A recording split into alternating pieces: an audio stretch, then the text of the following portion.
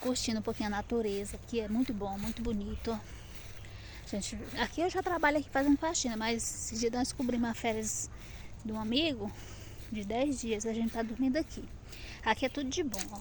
Maravilhoso essa vista. Aí tava lá em cima curtindo a vista um pouquinho. Daí eu desci aqui pra botar uma comidinha pra cachorra, que ela chegou lá, né? Aí eu vou pôr uma comidinha pra ela. Já tá entardecendo já aqui, ó. Que é muito bom, muito bonito. E gostoso de ficar, né? Pois é, minha gente, a lua tá clara. Ó, aqui a Conzinha, ó. Fiz um jarrinho de planta ali.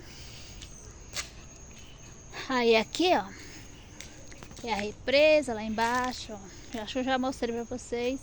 Final de tarde, ó, parte daqui que é onde eu fico. É muito bonito, muito maravilhoso. Espero que vocês tenham gostado. Um grande abraço, tá?